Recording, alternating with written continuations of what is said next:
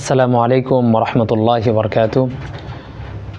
إن الحمد لله نحمده ونستعينه ونستغفره ونعوذ بالله من شرور أنفسنا ومن سيئات أعمالنا. من يهده الله فلا مضل له ومن يضلله فلا هادي له وأشهد أن لا إله إلا الله وأشهد أن محمدا عبده ورسوله الذي أرسله بالحق بشيرا ونذيرا وداعيا إلى الله بإذنه وسراجا وقمرا منيرا.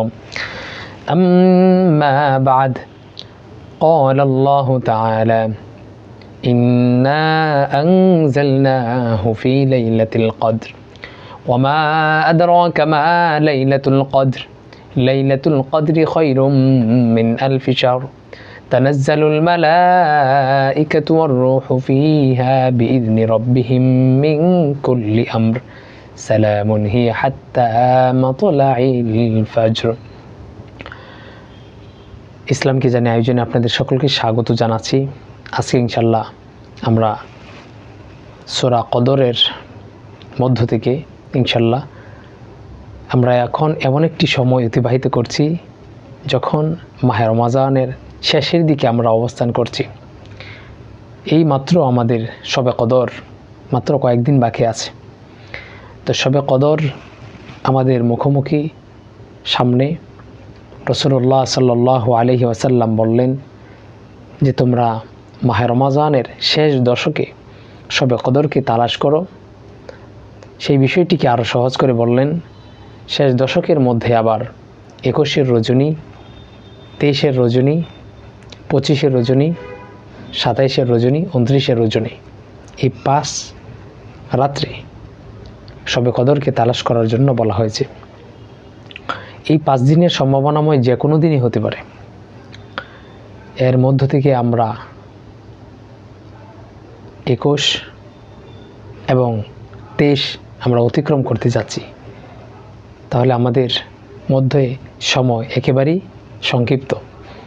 মাহে রমজান আসছিল, আমরা পালন করলাম, এখন বিদায়ের পালা। মাহে রমজানের মধ্যে আল্লাহ পাক রব্বুল আলামিন যতগুলো বিষয় দিলেন তার মধ্য দিয়ে একটি হচ্ছে শবে কদর, যা সবচেয়ে গুরুত্বপূর্ণ বিষয়। মাহে রমজানের মধ্যে সবচেয়ে বেশি গুরুত্বপূর্ণ বিষয় হচ্ছে শবে কদর। আর শবে কদর বেশি সম্মানিত হওয়ার কারণ তা হচ্ছে কোরআনুল কারীম অবতীর্ণ হওয়ার কারণ। রাসূলুল্লাহ সাল্লাল্লাহু আলাইহি ওয়াসাল্লামের উপর সর্বপ্রথম মাহে রমজানের শবে কদরের রজনীতে আল্লাহ পাক রব্বুল আলামিন কোরআনকে অবতীর্ণ করেছিলেন। আল্লাহ পাক রব্বুল আলামিন বললেন, শাহরু রমাদানাল্লাযী উনজিলা ফীহিল কুরআন হুদাল লিন্নাসি ওয়া বাইয়িনাতিম মিনাল হুদা ওয়াল ফুরকান। আল্লাহ পাক রব্বুল আলামিন মাহে রমজানকে সম্মানিত করেছেন, তার কারণ হচ্ছে সেই শবে কদরেতে আল্লাহ পাক রব্বুল আলামিন কোরআনকে নাজিল করেছিলেন। সেই কোরআনের মর্যাদার কারণে শবে কদর ওই রজনীকে আল্লাহ পাক রব্বুল আলামিন সম্মানিত করেছেন।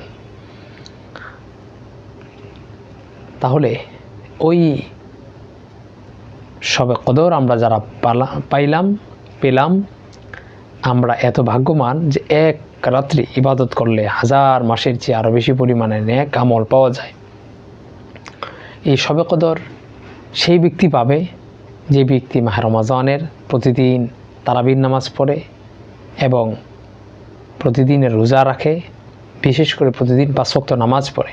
সেই ব্যক্তিটাই সবচেয়ে বেশি সম্ভাবনাময় যে শবে কদর পাবে। আর যে নাকি নামাজের ধার ধারে না, রোজাও রাখে না, তারাবিও পড়ে না, সেই মানুষটা শবে কদর পাওয়ার সম্ভাবনা খুবই কম। এই জন্য আরও বেশি সম্ভাবনাময় বেশি হচ্ছে যারা মাহে রমজানের শেষ দশক ইতিকাফে কাটাবে। মহিলাদের জন্য নির্দিষ্ট ঘরের একটি স্থান, আর পুরুষদের জন্য মসজিদের মধ্যে শেষ দশক মাহে রমজানের শেষ দশক ইতিকাফের নিয়তে অবস্থান করা, সেই সবচেয়ে বেশি সম্ভাবনাময়। কারণ উনি তো 21 থেকে শুরু করে 30 পর্যন্ত প্রত্যেকটি রাতেই তিনি পাচ্ছেন। মাহে রমজানের এই মুহূর্তে আমাদের জন্য যা করণীয়, 1 নম্বর, আল্লাহ পাক রব্বুল আলামিন এই সময়টাকে মূল্যায়ন করেছেন কোরআন নাজিলের মধ্য দিয়ে, সুতরাং কোরআন বেশি বেশি পড়তে হবে। দ্বিতীয়ত, নামাজ যথাযথভাবে পড়তে হবে। আর তৃতীয়ত, সময়কে যথাযথভাবে মূল্যায়ন করতে হবে। আমরা সময়কে যথাযথভাবে মূল্যায়ন না করাই আমরা নিজেরা ক্ষতিগ্রস্ত হই। আল্লাহ পাক রব্বুল আলামিন পবিত্র কালামের অন্য আরেকটি স্থানে বলেন, ওয়াল আসর ইন্নাল ইনসানা লাফি খুসর, শপথ সময়ের, নিশ্চয়ই মানবজাতি ক্ষতিগ্রস্ত। অতঃপর অন্য আরেকটি সাবজেক্টে কথা বলা হয়েছে, ইল্লাল্লাযিনা আমানু, যারা ঈমান এনেছে তারা ছাড়া বাকি সবাই ক্ষতিগ্রস্ত এর অন্তর্ভুক্ত। তাই যারা মুমিন, যারা ইসলামকে গ্রহণ করেছে তারা ক্ষতিগ্রস্তের মধ্যে নাই। তো যারা মুমিন তাদের অনেকগুলো বৈশিষ্ট্যের একটা বৈশিষ্ট্য হচ্ছে তারা সময়ের যথাযথ ব্যবহার করে। শবে কদরের রজনীতে আমাদের সময়টাকে ওইভাবেই মূল্যায়ন করা প্রয়োজন। তবে অনেক জায়গার মধ্যে বিদআত সংক্রান্ত অনেক ধরনের কার্যক্রম হয়, সেগুলো থেকে আমাদের বাঁচতে হবে। কারণ হচ্ছে শিরিক মুক্ত, বেজাল মুক্ত ইবাদত আমাদের প্রয়োজন আল্লাহ পাক রব্বুল আলামিনের কাছে গ্রহণযোগ্যতার জন্য। আল্লাহ পাক রব্বুল আলামিন এই সূরার মধ্যে বললেন, ইন্না আনজালনাহু, নিশ্চয়ই আমি তা নাজিল করেছি ফি লাইলাতুল কদর, কদরের রজনীতে। অতঃপর আল্লাহ বলেন, ওমা আদরাকা, আপনি কি জানেন মা লাইলাতুল কদর, লাইলাতুল কদর কি? লাইলাতুল কদর হচ্ছে খয়রুম মিন আলফি শাহর, যা 1000 মাসের চেয়ে আরও বেশি উত্তম। অতঃপর বলা হলো, তানাজ্জালুল মালাইকাতু ওয়ার রূহ ফিহা বিইذনি রাব্বিহিম মিন কুল্লি আমর। এখানে বলা হয়েছে তানাজ্জালুল মালাইকাতু, ফেরেশতাগণ অবতীর্ণ হয়, ওর রূহ, জিবরাইল আলাইহিস সালাতু ওয়াস সালাম সহ একদল ফেরেশতাগণ অবতীর্ণ হতে থাকেন, ফিহা বিইذনি রাব্বিহিম, তাদের রবের অনুমতি ক্রমে, মিন কুল্লি আমর, ফজর পর্যন্ত। মুফাসসিরগণের ব্যাখ্যা হচ্ছে ফজরের আজান পর্যন্ত সেই বরকত, সেই মর্যাদা সেটা থাকে। অতঃপর আল্লাহ পাক বলেন, সালামুন, শান্তি বর্ষিত হোক, হিয়া হাত্তা মাতলাইল ফজর, উষার পর্যন্ত, ফজরের আজান পর্যন্ত সেই বরকতটা থাকে। উক্ত সূরার মধ্যে যে বিষয়টা বলা হয়েছে সবচেয়ে মুখ্য, সেটা হচ্ছে যে সম্মানিত কোরআনকে আল্লাহ পাক রব্বুল আলামিন, আল্লাহ বললেন প্রশ্ন করে যে কেন এই সময়টা দামি। অথবা প্রথম বললেন যে ফি লাইলাতুল কদর, লাইলাতুল কদরের মধ্যে আল্লাহ পাক নাজিল করলেন, অর্থাৎ কোরআন নাজিল করলেন। অতঃপর বললেন যে আপনি কি জানেন লাইলাতুল কদর কি? অতঃপর আল্লাহ পাক রব্বুল আলামিন নিজে পরে বললেন, লাইলাতুল কদর এমন রজনী যা 1000 মাসের চেয়ে আরও বেশি উত্তম। তা 1000 মাসের চেয়েও আরও বেশি উত্তম কেন? খয়রুম মিন আলফি শাহর, 1000 মাসের চেয়ে উত্তম কেন?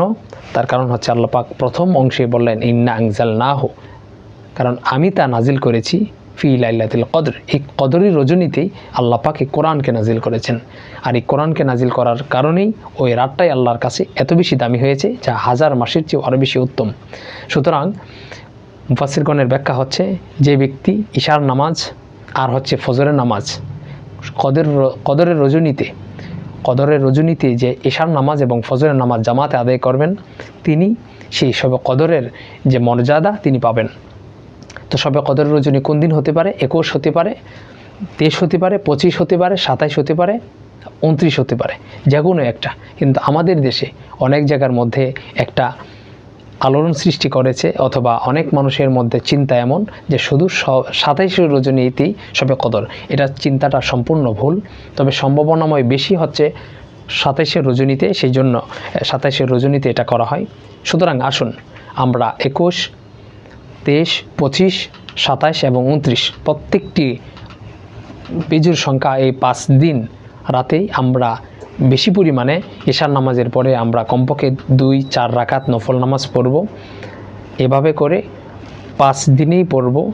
ইশার নামাজ জামাতে পড়ব এবং ফজরের নামাজও জামাতে পড়ব। মধ্যখানে যতটুকু পারা যায় কোরআন তেলাওয়াত করব এবং নফল নামাজ পড়ব, জিকির করব, কিছু দান সদকা করব, কিছু নেককারমূলক অর্থাৎ কিছু ভালো কিছু কাজ করব।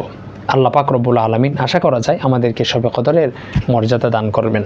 আল্লাহ পাক আমাদের সবাইকে মাহে রমাজানের শেষ দশকের সবচেয়ে গুরুত্বপূর্ণ বিষয় শবে কদরের প্রস্তুতি নেওয়ার এবং সেইভাবে আমল করার আল্লাহ পাক আমাদেরকে সেই তৌফিক দান করুন। আমিন।